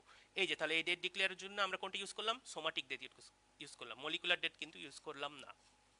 আর সাসপেন্ডেড অ্যানিমেশন, লাস্টের একটা পয়েন্ট দেখেন, এইটা হচ্ছে আমরা কিছুক্ষণ পরেই পড়বো। এইটা আসলে এমন একটা আপনার স্টেট বা অবস্থা, যেই অবস্থায় পেশেন্টটা মনে হবে যে একদম মরে গেছে। আপনার যে নর্মাল যে পালস, ব্লাড প্রেশার, আমি যা যা বললাম এগুলো কিচ্ছু পাবেন না, কিন্তু ইসিজি করে দেখবেন যে তার হার্টের অ্যাক্টিভিটি হচ্ছে। তার মানে কি, আমার বাইরের থেকে মনে হচ্ছে যে সে মারা গিয়েছে, কোনো ক্লিনিক্যাল এক্সামিনেশনে পাইনি, বাট আমি একটা যন্ত্র যেটা হচ্ছে ইসিজি, এটা ব্যবহার করে পেয়েছি, তার কারণে তাকে আমি ডেথ বলতে পারছি না। এই সাসপেন্ডেড অ্যানিমেশনটা কিন্তু আপনার কনফিউশন হয়ে যেতে পারে সোমাটিক ডেথের সাথে, এটাই এখানে বোঝানো হয়েছে। কিন্তু এখানে কোনো কনফিউশনের চান্স নাই মলিকুলার ডেথের সাথে, কারণ আপনার সেল তখন রটেন, বিভিন্ন ডিকম্পোজিশনের মধ্যে দিয়ে চলে যাবে, আপনি তখন বুঝতেই পারবেন যে এটা মলিকুলার ডেথ, এটা সাসপেন্ডেড অ্যানিমেশন না। এবার তাহলে আপনার যখন পার্থক্য বুঝে গেলেন, এটা আপনারা একটু পড়ে নিন। দেখেন এখানে সোমাটিক ডেথ আর হচ্ছে আপনার মলিকুলার ডেথের বিভিন্ন ক্যারেক্টারিস্টিক্স দেওয়া আছে। যে একটা দুটো বলি, যেমন দেখেন সোমাটিক ডেথ কে আবার আরও নাম আছে, যেমন সিস্টেমিক ডেথ, ক্লিনিক্যাল ডেথ। কেন সোমাটিক বলা হয়? কারণ এটা হচ্ছে আপনার পুরো বডির মৃত্যু একসাথে হচ্ছে, তিনটা সিস্টেম যখন আপনার অকেজ হয়ে যাবে, আপনার বডিটা মারা যাবে, তাহলে বডি অ্যাজ আ হোল আপনার ডেথ হচ্ছে। এটাই বোঝানো হচ্ছে। সিস্টেমিক কেন বলা হচ্ছে? কারণ এখানে cessation of function of 3 interlink vital system, এই ভাইটাল সিস্টেমগুলো নষ্ট হয়ে গেছে, এর কারণে আপনার সিস্টেমিক। ক্লিনিক্যাল কেন? কারণ এই ক্লিনিক্যালি আমরা এর মাধ্যমে ডেট ডিক্লেয়ার করি। এটা কেন মেডিকো লিগাল? তার আমরা আগেই জেনে আসছি যে আমরা এটা মেডিকো লিগালি ইউজ করতে পারি অটোপসি ডেট সার্টিফিকেট দেওয়ার মাধ্যমে।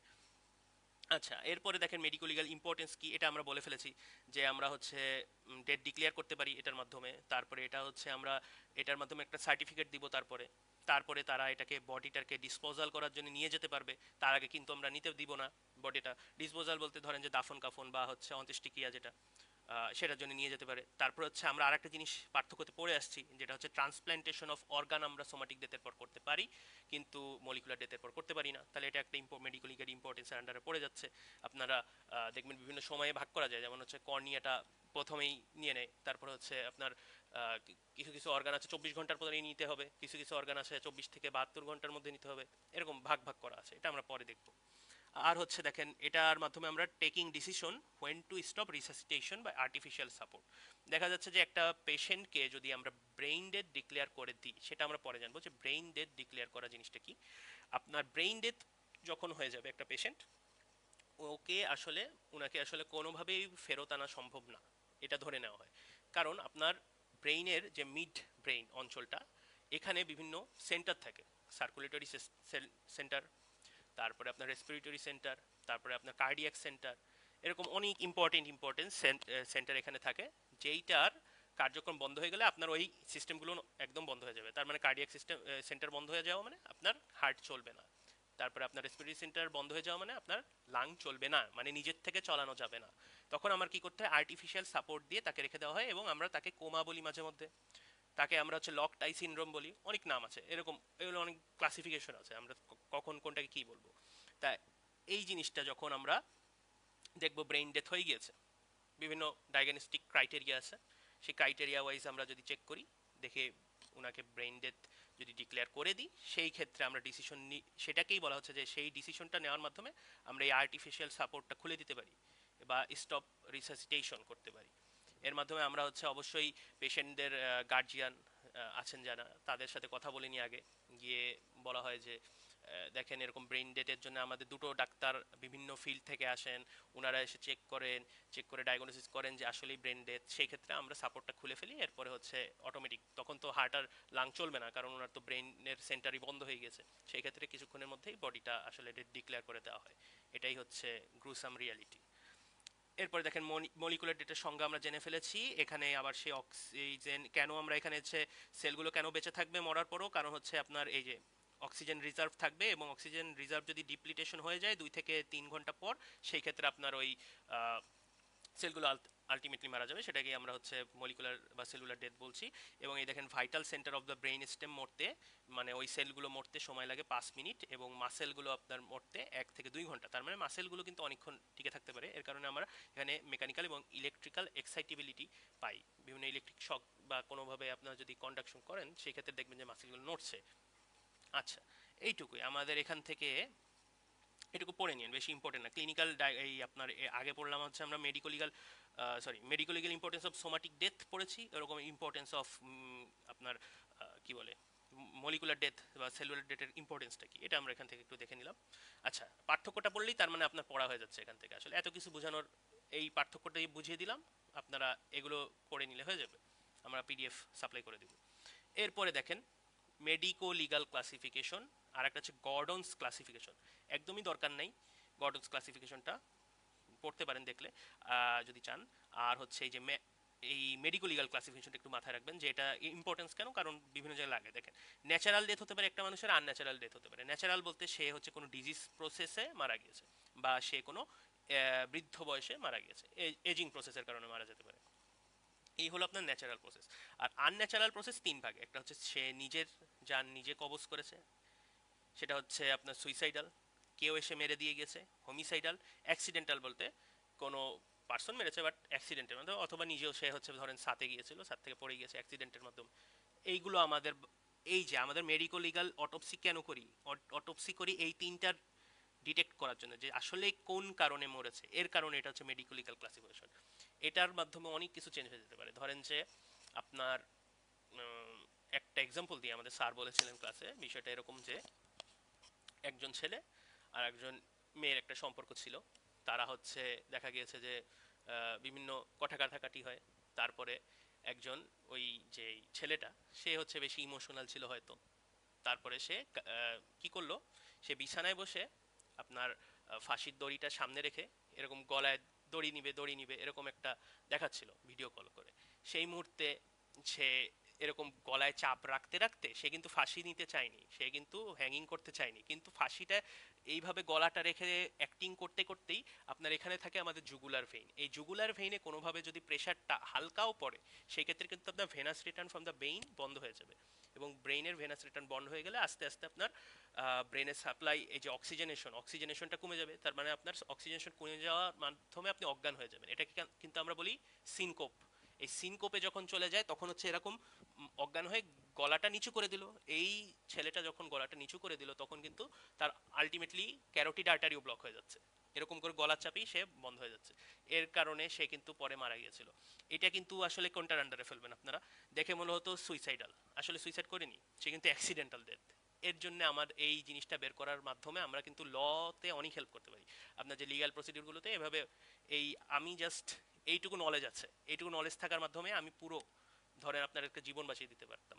ওই মেয়েটার ধরেন যে অনেক কেসের মাধ্যমে অনেক জীবনটা সমস্যা হতে পারতো, কিন্তু আমি জাস্ট দেখিয়ে দিলাম আমার যে নলেজের মাধ্যমে। আমি তো একটা অটোপসি রিপোর্ট দিব, সেখানে আমি দেখিয়ে দিলাম যে এটা ছিল অ্যাক্সিডেন্টাল ডেথ।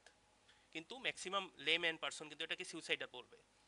এটাই দেখানোর মাধ্যমে আমরা অনেক কিছু করতে পারি। আচ্ছা, এরপরে চলে আসি, দেখেন গর্ডনস ক্লাসিফিকেশন। গর্ডনস ক্লাসিফিকেশনটা এখানে কি বলা হচ্ছে, গর্ডনস ক্লাসিফিকেশন হচ্ছে অক্সিজেন ইউটিলাইজ করতে পারছে না, তার তার ভিত্তিতে আমরা এই ক্লাসিফিকেশনটা করেছি। যেমন দেখেন অ্যানোক্সিয়া, অ্যানোক্সিয়া মানে কি, loss of oxygenation at the tissue level. Hypoxia মানে কি, decreased oxygenation at the tissue level, এটাকে বলে হাইপোক্সিয়া। আর অ্যানোক্সিয়া মানে একদমই নাই। তাই এইটা যখন থাকবে না, কয়ভাবে না থাকতে পারবে, অ্যানোক্সিক, অ্যানোক্সিক বলতে আপনার ব্লাডে অক্সিজেনের লেভেল কমে গেছে। তারপরে অ্যানিমিক বলতে আপনার হচ্ছে রিডিউস অক্সিজেন ক্যারিং ক্যাপাসিটি, মানে আপনার আরবিসির বা হিমোগ্লোবিনের আপনার অক্সিজেন নিয়ে ধরে রাখার ক্যাপাসিটি কমে গিয়েছে। স্ট্যাগনেন্ট বা ইস্কেমিক, আপনার ব্লাডও ঠিক আছে, আপনার হিমোগ্লোবিনও ঠিক আছে, কিন্তু আপনার ব্লাড ভেসেল এখানে গিয়ে আটকে গিয়েছে। এই যে আপনার ব্লাড ভেসেল এখানে গিয়ে আটকে গিয়েছে, এর কারণে যেতে পারছে না। এটা হচ্ছে স্ট্যাগন্যান্ট বা ইস্কেমিক। আর হিস্টোটক্সিক বলতে আপনার এই পর্যন্ত চলে আসছে সেল, আপনার সেলের যে মাইটোকন্ড্রিয়া, সেই মাইটোকন্ড্রিয়া আপনার অক্সিজেন ইউটিলাইজ করে এটিপি তৈরি করতে পারছে না, তাহলে এটা হচ্ছে হিস্টোটক্সিক। এগুলো আমরা পরে জানবো, এটুকু আমি একটু দেখিয়ে দিলাম। এখন দেখেন কয়েকটা পিরিয়ডে ভাগ করা হয়, এটা আপনারা পড়ে নিন, অত বেশি ইম্পর্টেন্ট না। এখান থেকে একটা দেখেন যে সুপ্রাভাইটাল পিরিয়ডটা কি, সোমাটিক এবং সেলুলার ডেথের মধ্যে যে পিরিয়ডটা, দেখে 3 থেকে 6 ঘন্টা পড়েছি বা 2 থেকে 3 ঘন্টা, এটার ইম্পর্টেন্স আমরা পড়েছিলাম অর্গান ট্রান্সপ্ল্যান্ট করা যায়, এই পিরিয়ডটা। এর জন্য আমরা জানলাম যে সুপ্রাভাইটাল পিরিয়ড, যেটাকে বলা হয় between somatic and cellular death. আপনার বডি মরে যাচ্ছে এবং সেলগুলো আলটিমেটলি মরে যেতে 3 থেকে 6 ঘন্টা লাগে। এই সেল বডি মরার যে পিরিয়ডটুকু, এটাকে বলবো সুপ্রাভাইটাল পিরিয়ড, এসভিপি। এর মধ্যে আমরা অর্গান ট্রান্সপ্ল্যান্ট করে থাকি, ঠিক আছে। আর এই পিরিয়ডের মধ্যে যদি কোনো ইনজুরি হয় সেই পেশেন্টের, সেটা পেরিমর্টাম ইনজুরি বলবো, পোস্টমর্টম না, পেরিমর্টাম, ঠিক আছে। আচ্ছা, এরপরে দেখেন কয়েকটা পিরিয়ড দেওয়া আছে, বেশি ইম্পর্টেন্ট না, আপনারা একটু দেখে নিন। তারপরে duty of doctor regarding death, এটা আসলে মুখস্থ করে নিন আপনারা। এই আমরা আমরা যেটাই বলেছি যে আমরা একটা পেশেন্ট যদি অসুস্থতা নিয়ে আসে, অসুস্থতা বলতে ধরেন যে একটা আরটি এর লোক, আরটিএ বলতে রোড ট্রাফিক অ্যাক্সিডেন্ট হয়ে আসছে, বা কোনো কোপ খেয়েছে আপনার শরীর গলার এখানে বা পেটে বা অ্যাপেক্স অফ দ্য আপনার যে থাইয়ের ওই জায়গায় যদি খায়, সেগুলো ভাইটাল ভাইটাল পয়েন্ট। এখানে আমার প্রথমেই কি করতে হবে, তাকে হচ্ছে প্রিভেন্ট করতে হবে ডেথটা। তার মানে আমার হচ্ছে রক্ত বন্ধ করতে হবে, রক্ত বন্ধ করতে হবে, আমার রক্ত দিতে হবে। তারপরে হচ্ছে ফ্লুইড ইলেকট্রোলাইজ ব্যালেন্স করতে হবে, এই ম্যানেজমেন্টগুলো। তারপরে যদি দেখা যায় যে বাঁচানো সম্ভব না, সেই ক্ষেত্রে আমার ডেথটাকে যত পেইনলেস করা যায় সেইভাবে মৃত্যুটা করতে হবে, যাতে ব্যথা কষ্ট কম পায়। তারপর আমার ডিসিশন, এটা একই কথা যে আপনার ডিসিশন নিব যে স্টপ, কখন রিসাসিটেশন স্টপ করবো, যেটা আমরা বলেছিলাম যে পেশেন্ট দেখা গেলো তখন মরিনি কিন্তু ব্রেইনের কোনো অ্যাক্টিভিটি পাওয়া যাচ্ছে না, তার মানে ব্রেইন ডেতে হয়ে গেছে। আমরা আস্তে আস্তে তাহলে কখন ডিসিশন নিব যে সেই রিসাসিটেশনটা বন্ধ করে দেওয়া যায় কিনা। এরপর আমরা ডেটটা ডিক্লেয়ার করব, ডেটটা ডিক্লেয়ার করার মাধ্যমে একটা ডেটের সার্টিফিকেট দিব। ডেথ সার্টিফিকেটটা আলটিমেটলি আমার যদি কোনো ধরেন যে আরটিএ ইভেন্ট, অবশ্যই রেড ট্রাফিক অ্যাক্সিডেন্ট, অবশ্যই এখানে আপনার লিগাল অ্যাসপেক্টটা চলে আসে, যে ড্রাইভার ধরেন যে কোনো সাবস্টেন্স ইউজ করার মাধ্যমে, সাবস্টেন্স ইউজ বলতে হচ্ছে কোনো মদ খেয়ে গাড়ি চালাচ্ছ কিনা, সেটা যদি হয়ে যায় তাহলে সেটা কিন্তু অ্যাক্সিডেন্ট হলেও তার কিন্তু হচ্ছে পানিশমেন্ট হবে। সেই ক্ষেত্রে আপনার ডেথ ডিক্লেয়ারের পর সার্টিফিকেট দিয়েছিলেন যে কোন কারণে মারা গিয়েছে, তার হচ্ছে হেড ইঞ্জুরি হয়েছিল, হেড ইঞ্জুরি হওয়ার কারণে ব্লাড লস হয়ে গিয়েছে, ব্লাড লসের মাধ্যমে শকে চলে গিয়েছে, কার্ডিয়াক কজে মারা গিয়েছে, এভাবে আপনি দিতে পারেন সেটা। তারপর হচ্ছে কোনো কজ, এই যে কজ অফ ডেথটাকে আমার অ্যাসার্টেন করতে হবে at the time of death, কখন মৃত্যুবরণ করেছে, কখন কজ, এটাই কিন্তু ডেথ ডিক্লারেশনের ওই যে সার্টিফিকেটের মধ্যে চলে আসে।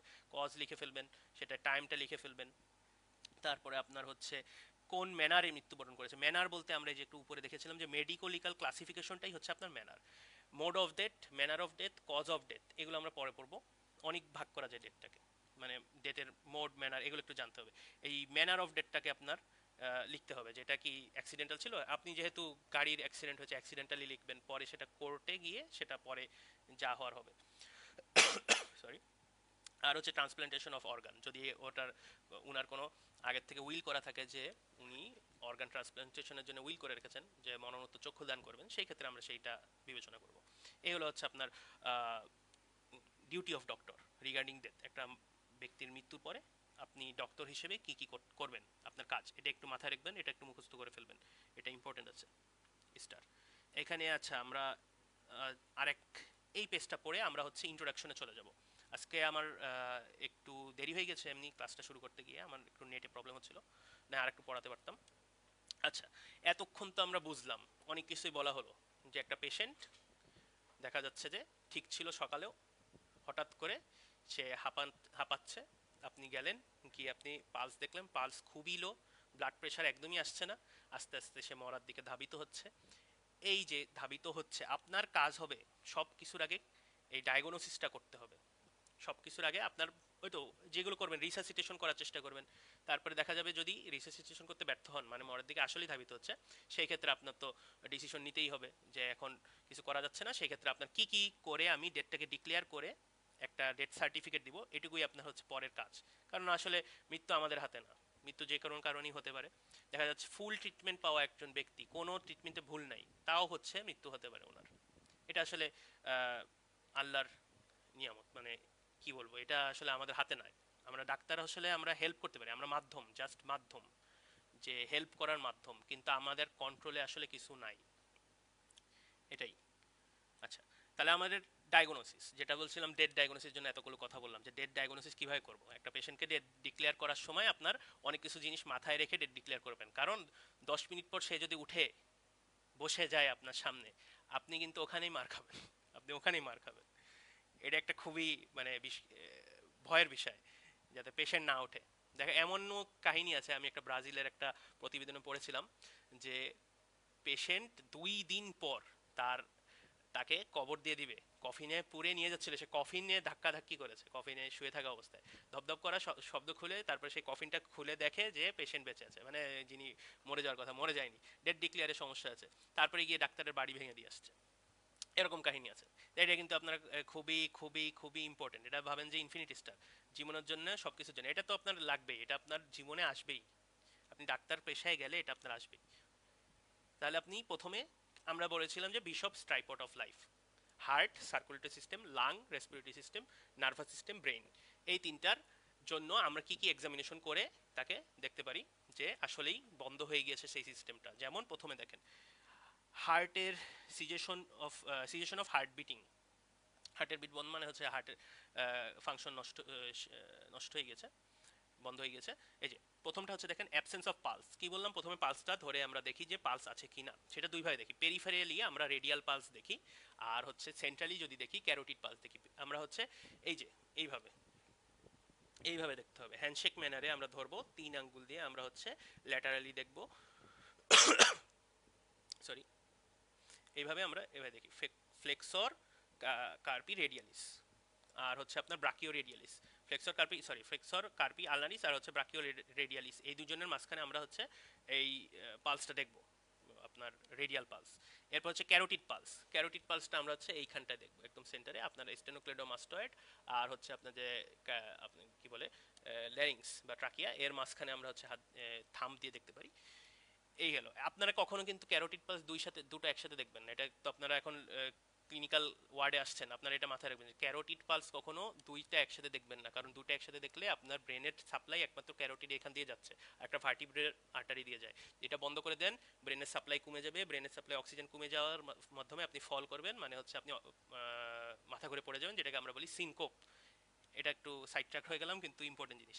আচ্ছা, ক্যারোটিড পালস দেখলাম আমরা, রেডিয়াল পালস দেখলাম, নাই, পেশেন্টের নাই। এরপর কি করবেন, আপনারা হার্ট সাউন্ড দেখবেন। আপনার এস্থেটো দিয়ে আপনি হার্ট সাউন্ড যেখানে যেখানে দেখা লাগে, 4টা জায়গায় দেখতে হয় আপনার ক্লিনিক্যাল জিনিসপত্র, এটা দেখবেন। কতক্ষণ ধরে দেখবেন? 5 মিনিট ধরে দেখবেন। 5 মিনিটে কোনো শব্দ পাবেন না, তাহলে বুঝতে পারবেন যে ওনার হার্ট বন্ধ হয়ে যাচ্ছে। আচ্ছা, এরপরে আমরা কনফার্মেশনের জন্য হার্ট কি আসলেই বন্ধ হয়েছে, এটা কনফার্মেশনের জন্য একটা ইসিজি করব। এবং এটা দেখেন কি লেখা, মাস্ট ডান প্রসিডিউর বিফোর ডিক্লেয়ারিং ডেট। এটা না করে আপনি ডেট ডিক্লেয়ার করতে পারবেন না। কিন্তু কিন্তু কথা আছে, যদি আপনার ধরেন উপজেলা হেলথ কমপ্লেক্সে আছেন, ইসিজি নাই বা ইসিজি নষ্ট, সেই ক্ষেত্রে কি করবেন? সেই ক্ষেত্রে আমরা যদি ইসিজি না করতে পারি, এটা কিন্তু এখানে তো বলা যে মাস্ট ডান প্রসিডিউর বিফোর ডিক্লেয়ারিং ডেট, সেই ক্ষেত্রে আমরা এই কাজটা করব। দেখেন, প্রত্যেকটা সিস্টেম, এই যে একটা সার্কুলেটরি সিস্টেম, রেসপিরেটরি সিস্টেম, আসবো আমরা, এটা এখন আসেনি। তারপর হচ্ছে সিএনএস, সেন্ট্রাল নার্ভাস সিস্টেম, এই 3টা সিস্টেমকে 5 মিনিট ধরে এক্সামিনেশন করতে হবে, প্রত্যেকটা সিস্টেম 3 বার। মানে হচ্ছে respiratory, cardiac pass plus respiratory plus plus CNS pass, এবং এটা 3 বার, তার মানে 15 × 3, 45 মিনিট ধরে আপনার এক্সামিনেশন সারতে হবে।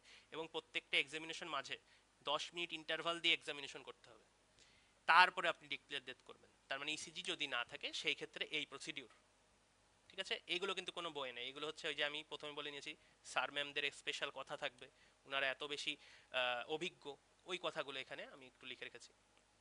আচ্ছা, তাহলে আপনার ফ্ল্যাট ইলেকট্রোকার্ডিওগ্রামে ফ্ল্যাট একটা পাচ্ছি, আইসো ইলেকট্রিক লাইন বলা হয়।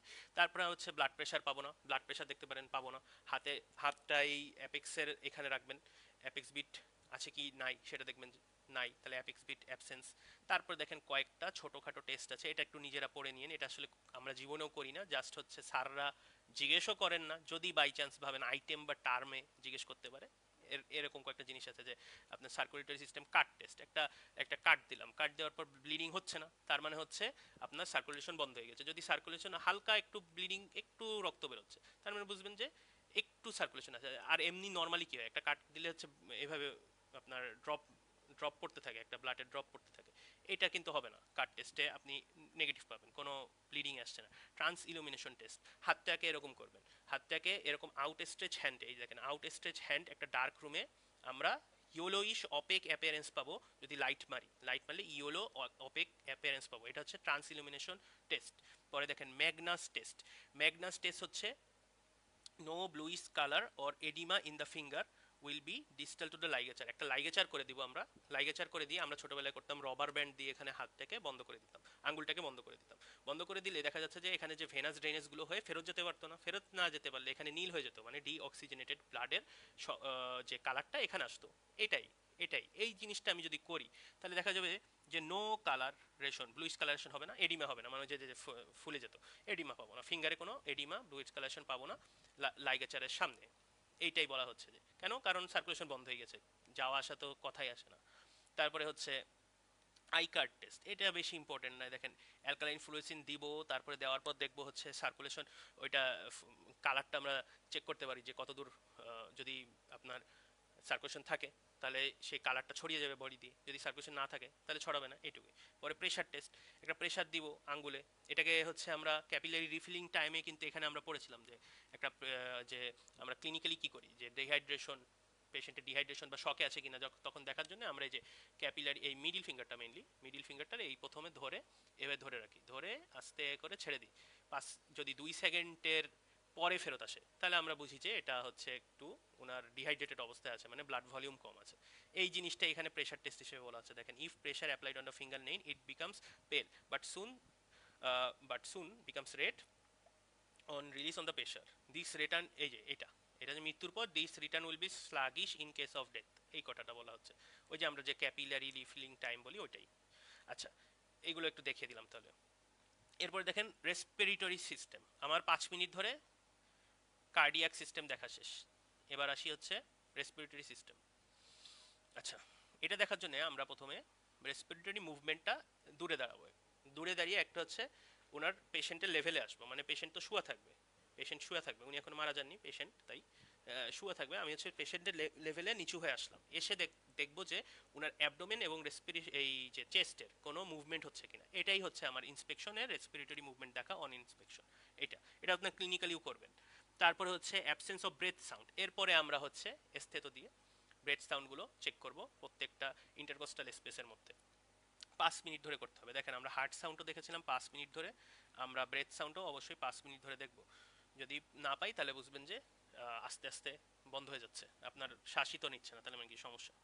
আচ্ছা, এরপরে দেখেন আর একটা জিনিস, feather test, mirror test, Winslow test, এগুলো আসলে কিছু বলার নেই। ফেদার টেস্ট বলে একটা ফেদার হচ্ছে বুকের উপর যদি রেখে দিই, বুকটা কাঁপলে ফেদারটা নড়বে, কারণ ফেদার অনেক কি বলে ওয়েটলেস, অনেক কম, এর কারণে যখন একটু মুভমেন্টে ওটা বোঝা যাবে যে ওটা মুভমেন্ট হচ্ছে। তারপরে সেম একটা মিরর আপনি নাকের সামনে রেখে দিবেন। আমরা ওই যে দেখেন না এই গ্লাসের উপর শীতকালে করে যে মুখের বাতাসটা দিই, বাতাস দিলে ওখানে হচ্ছে আপনার যে আর্দ্রতা ওখানে গিয়ে হচ্ছে আপনার অপেক হয়ে যায়, ঘোলা হয়ে যায়, এই জিনিসটা এটাকেই বলা হচ্ছে মিরর টেস্ট। এরকম এই টেস্টগুলো আসলে ইম্পর্টেন্ট কিছুই না, এগুলো জাস্ট নাম, এগুলো আইটেম অথবা টার্ম সর্বোচ্চ, এর বেশি কিছু লাগবে না, জীবনেও লাগবে না। সরি। আচ্ছা, এরপরে হচ্ছে সবচেয়ে ইম্পর্টেন্ট, এইটা যদি জানা থাকে, এটার থেকে একটু ভিন্ন হচ্ছে আপনার ব্রেইন ডেড ডায়াগনোসিস করা। ওই ব্রেইন ডেটের মতোই সিএনএসটাকে আমরা দেখি। আলটিমেটলি এটা দেখলেই বোঝা যায় যে আপনার বিশপস টাইপড অফ লাইভের তিনটাই আসলে আলটিমেটলি চলে যাবে, কারণ ব্রেইনের অ্যাক্টিভিটি না থাকা মানে আপনার ওই যে বলেছিলাম রেসপিরেটরি সেন্টার, কার্ডিয়াক সেন্টার, এগুলো কাজ করবে না। মিড ব্রেইনে থাকে যেটা, সেটা কাজ না করলে আপনার ওগুলো এমনিও চলবে না, আপনি নিজে তো আর ভলেন্টারি কন্ট্রোল করতে পারছেন না, কারণ আপনার ব্রেইন তো আনকনশিয়াস। এটা তাহলে দেখেন, প্রথমে আমরা জেনারেল ফ্ল্যাসিডিটি পাবো। ফ্ল্যাসিডিটি মানে কি, আপনার যে টোন মেইনটেনের জন্য যে নার্ভ সাপ্লাইগুলো থাকে সেই নার্ভ সাপ্লাই বন্ধ হয়ে যাচ্ছে, তার মানে ফ্লাসিড হয়ে যাচ্ছে, ফ্লাসিড। এরপরে দেখেন জেনারেল অ্যানাস্থেশিয়া, মানে আপনার ওই যে মোটর যদি চলে যায় তার সাথে তো আপনার সেন্সরিও চলে যাবে, তাহলে কোনো ফিল পাচ্ছে না পেশেন্ট, কোনো ফিল পাচ্ছে না। অ্যানাস্থেশিয়া দেখার জন্য আমরা পেইন স্টিমুলাই দিয়ে থাকি। এ দেখেন যে absence of motor response within the cranial nerve distribution on pain stimuli, কোনো পেইন স্টিমুলাই দিলাম তখন, যে আসলে কি অ্যানাস্থেশিয়া কিনা, পেইন দিয়ে পেইন প্রিক, এই পিন প্রিক করি, আমরা পিন থাকে এই পিন দিয়ে প্রিক করি হালকা করে, বেশি ফুটো করে যাতে না হয়, সেটা যদি একটু হাতের মুভমেন্ট হয় তাহলে কিন্তু বোঝা যাবে যে সে ডিপ ট্রেন্স অবস্থায় আছে, ডিপ স্লিপ অবস্থায় আছে। এটাকে কি বলি আমরা, যদি পেইন স্টিমুলাইয়ে পেশেন্টের ঘুম থেকে উঠছে না, তার ব্রেইনের অ্যাক্টিভিটি নাই ধরে নিলাম আমরা, তাকে আমরা ডাকছি শুনছে না, তার কোনো মোটর অ্যাক্টিভিটি নাই, ফ্ল্যাসিড হয়ে আছে, তারপরে তার হাতের কোনো ফিলিং নাই, কিন্তু পেইন স্টিমুলাইতে যদি সে ঘুম ভেঙে যায় বা মানে সে রেসপন্স দেয়, তার মানে সেটাকে বলা হয় নার্কোসিস। নার্কোসিস নার্কোসিস যে কোনো ওপিওয়েড ড্রাগ, আপনারা পড়বেন সামনে ফার্মাতে, ওপিওয়েড ড্রাগ, এটা হচ্ছে ব্যথা কমানোর জন্য যে ড্রাগগুলো ইউজ করি, আপনারা অবশ্যই নাম শুনেছেন মরফিন। মরফিন, এই মরফিন ড্রাগ খেলে যদি আপনার ওভারডোজ হয়ে যায়, পেশেন্ট কিন্তু এরকম নার্কোসিস স্টেটে চলে যাবে, নার্কোটিক স্টেট, যেখান থেকে ঘুম থেকে মানে এমন একটা ডিপ স্লিপ লাইক স্টেট, যেখান থেকে উঠানোর জন্য ওনাকে পেইন স্টিমুলাই দেওয়া লাগবে, পেইন স্টিমুলাই দিলেই উঠবে, তাছাড়া নর্মাল স্টিমুলাইতে উঠবে না। যদি ওঠে তাহলে সে কিন্তু বেঁচে আছে। তার মানে আপনার এখানে একটা ডিফারেন্সিয়াল ডায়াগনোসিস পেয়ে গেলাম, যে ডেথ থেকে মাঝে মধ্যে দেখা যাবে পেশেন্ট মরে মরে যাচ্ছে, অবস্থা খারাপ, কোনো রেসপন্স নাই, পেইনে উঠে গেল, তার মানে আপনার ডেথ ডিক্লেয়ার করলেন না, ঠিক আছে উনি বেঁচে আছেন, উনি হচ্ছে নার্কোটিক পয়জনিং নিয়ে আসছিলেন, আপনার কাছে ভর্তি হয়েছে নার্কোটিক পয়জনিং নিয়ে। এরকম পেশেন্ট সাধারণত আপনার মেডিসিন ওয়ার্ডে আসতে পারে অথবা ইমার্জেন্সিতে ডিরেক্টলি আসতে পারে, কিন্তু যদি না ওঠে তাহলে তো ডেথ, বা হচ্ছে আমরা আরও বিভিন্ন স্টেপ যাব, তারপরে গিয়ে ডেথটা ডিক্লেয়ার করব। দেখেন এরপরে কি, ডায়ালেটেড ফিক্সড পিউপিল, আপনি এবার লাইট মারলেন, পিউপিলে লাইট মারেন, লাইট মারলে দেখা যাবে যে absence of pupillary light reflex, আপনার যে পিউপিলটা সংকোচন প্রসারণ হচ্ছে না, লাইট রিফ্লেক্স কি হবে, আপনার যে ডাইলেটেড পিউপিলটা থাকে এটা বন্ধ হয়ে যাবে, সংকুচিত হয়ে যাবে, এটাই তো, এটাই হওয়ার কথা লাইট রিফ্লেক্সে, কিন্তু এটা হবে না, অ্যাবসেন্স অফ লাইট রিফ্লেক্স, কারণ কি নার্ভ সাপ্লাই সেটা নাই, নার্ভ সাপ্লাইটা না থাকলে এটা হবে না। আমরা ওই যে পাথওয়েটা পড়েছিলাম, ফিজিওলজিতে পড়েছি, অ্যানাটমিতে পড়েছি, সেই পাথওয়ে তো কাজ করছে না। এরপরে দেখেন ডাইলেটেড ফিক্সড পিউপিল, এইটা বোঝার জন্য খুবই ইম্পর্টেন্ট যে আমরা লাইট মারলাম, নড়ছে না, কিন্তু ডাইলেটেড অবস্থায় আছে, ডাইলেটেড অবস্থায় আছে, এই কথাটা কেন ডাইলেটেড থাকবে, কেন ডাইলেটেড থাকবে, কেন হচ্ছে কনস্ট্রিক্টেড থাকবে না, আমরা পড়েছি যে পিউপিলে দুটো মাসেল আছে, একটা হচ্ছে কনস্ট্রিক্টেড পিউপিলি, ডাইলেটেড পিউপিলি। আপনার যদি মাসেলের অ্যাক্টিভিটি কমে যায় তাহলে কেন ডাইলেটর পিউপিলির পাওয়ারেই থাকছে, মানে ডাইলেটেড অবস্থায় থাকছে, কেন কনস্ট্রিক্টেড অবস্থায় থাকলো না? কারণ দুটোই তো ফ্লাসিড। দুটো আপনার এই দেখেন, আপনি যদি এরকম হাতটা ছেড়ে দেন তাহলে কিন্তু সমান অবস্থায় থাকছে, এই মাসেল সমান অবস্থায় থাকছে, হালকা ফ্লেক্স থাকতে পারে বাট এরকম সমান থাকছে। বাট এখানে অ্যাগোনিস্ট অ্যান্টাগনিস্ট মাসেল থাকার পরেও আপনার চোখেও তো অ্যাগোনিস্ট অ্যান্টাগনিস্ট আছে, ডাইলেশন আর হচ্ছে কনস্ট্রিকশন পিউপিলি থাকার পরও কেন হচ্ছে আপনার যেটা ডাইলেটেড পিউপিলি সেটা আপার হ্যান্ড পাচ্ছে? এটা জানার জন্য দেখেন একটা খুবই ইন্টারেস্টিং কথা, যে nerve impulses lot on both, এই যে একই কথা বলেছে যে দুই জায়গায় তো চলে গেল, কিন্তু কেন হচ্ছে ডাইলেটেড থাকছে? দুটো নার্ভ ইম্পালসেস তো নাই। কারণ ডাইলেটর পিউপিল হচ্ছে আপনার যে মাসেলটা, এটা হচ্ছে আপার হ্যান্ড অ্যান্ড বাল্কিয়ার মাসেল। এর কারণে আপনার কনস্ট্রিকশন পিউপিলি, যেটা কনস্ট্রিক্টর পিউপিলি তার থেকে বেশি বাল্কি, বাল্কি বলতে মাস বেশি, এর কারণে, এবং আপার হ্যান্ড মাসেল পাওয়ার বেশি, এর কারণে সে হচ্ছে ডাইলেটেড অবস্থায় থাকবে চোখটা, আপনি কনস্ট্রিক্টেড অবস্থায় পাবেন না। এটা একটা খুবই মানে কি বলবো বেসিক একটা কোশ্চেন। এটা ধরেন যে অনার্স যারা পাবে তাদেরকে ধরতে পারে। আমাদের স্যার হচ্ছে অনার্স পাওয়া পাবলিকদের এই কোশ্চেন করেছিল, আমি তাই লিখে রেখেছি। আচ্ছা, এরপরে দেখেন, তারপরে আর কোন কোন রিফ্লেক্স পাবো না, এরপরে বেশি ইম্পর্টেন্ট কিছু নেই। কর্নিয়াল রিফ্লেক্সটা পাবো না, ভেস্টিবুলো অকুলার রিফ্লেক্স পাবো না, যে যে ছোটখাটো রিফ্লেক্স আছে, নার্ভাস সিস্টেম গেছে তার মানে হচ্ছে আপনার রিফ্লেক্সও গেছে। তারপরে দেখেন অ্যাবসেন্স অফ রিফ্লেক্সে সুপারফিশিয়াল, তারপরে ডিপ টেন্ডন যত রিফ্লেক্স, এই সব রিফ্লেক্স আমরা দেখলাম। প্ল্যান্টার রেসপন্স দেখলাম, কোনো রেসপন্সই নাই। তারপরে কফ রিফ্লেক্স নাই, গ্যাগ রিফ্লেক্স নাই, এইগুলো বেশি ইম্পর্টেন্ট কিছু না, এগুলো আমরা দেখি না। আচ্ছা, এরপরে যেটা বলেছিলাম যে ব্রেইন ডেথ কনফার্মেশনের জন্য আমরা কি করি? ইইজি করি। আপনার দেখেন নর্মাল অবস্থায় আপনি ইসিজি পাচ্ছেন একটা বিভাগীয় শহরের মেডিকেলে বা বড় বড় জেলা শহরের মেডিকেলগুলো পাচ্ছেন। উপজেলা নাও পেতে পারেন, সেই ক্ষেত্রে আমরা এই সিস্টেমে করব যে ইচ সিস্টেমকে 5 মিনিট ধরে 3 বার দেখব, 10 মিনিট ইন্টারভাল দিয়ে। আর আপনার যদি আরও ভালো খুবই স্পেশালাইজ থাকে, ইইজি থাকবে, সেই ক্ষেত্রে আপনি একটা ইইজি করে নেন, ফ্ল্যাট ইইজি পাচ্ছেন ব্রেইন ডেথ। এবং আমরা বলেছি যে ব্রেইন ডেথ মানে আপনার সেন্টার কাজ করবে না, সেন্টার না কাজ করলে আলটিমেটলি আপনি ডেথ হবেই, মানে ওনাকে আসলে ফেরত আসা সম্ভব না। আপনি ব্রেইনের নিউরন মারা গেছে, নিউরন কি পার্মানেন্ট সেল, পার্মানেন্ট সেল যদি একবার মারা যায় সেটা কি রেপ্লিকেট করতে পারবে? ব্রেইনের যে রেসপিরেটরি সেন্টার, কার্ডিয়াক সেন্টারের সেল যদি কোনো বাই চান্স মারা যায়, কোনো ক্ষতি হয়, আপনি কখনোই ফেরত আসা সম্ভব না, এরকম একটা ভাইটাল জায়গা। এবং আমরা এই জায়গাটাই কিন্তু হচ্ছে কি করি, ফাঁসির দড়িতে কিন্তু এই সিস্টেমটাই করা হয়, যে ফাঁসি দেওয়া হয়, তারপরে আপনার যে বোনের যে পার্টটা গিয়ে ওইখানে গিয়ে লাগে, ওইটা নষ্ট হয়ে যায় এবং সঙ্গে সঙ্গে নো পেইন, কোনো পেইন পাওয়ার আগেই সে মারা যায়। ঠিক আছে, এই তাহলে আপনারা ডায়াগনোসিস শিখে গেলেন। আমরা আজকে আর বেশি দূর যাব না, আমরা হচ্ছে ইন্ট্রোডাকশন থেকে একটু ঘুরে আসি। আমরা কিছু ইন্টারেস্টিং কথাবার্তা বললাম। আমি আপনাকে বলেছি যে এখানে দুই ধরনের সাবজেক্ট আছে, মানে দুই ধরনের টপিক আছে। টপিককে ভাগ করি যদি, একটা হচ্ছে গদবাঁধা মুখস্থ টপিক, আসলেই মুখস্থ, বুঝার কিছুই নেই এরকম টপিক। আর কিছু আছে বুঝলে মজা লাগবে, তাও একটু একটু মুখস্থ করতে হবে। এই সাবজেক্ট আসলে এরকমই। কারণ আপনার এখানে প্র্যাকটিক্যাল জিনিসপত্র যদি আপনি দেখেন, ভিডিও দেখতে পারেন ইউটিউব থেকে, যেগুলো তো ফেসবুক অ্যালাউ করবে না। আপনার ফরেন্সিক যে কি বলে অটোপসির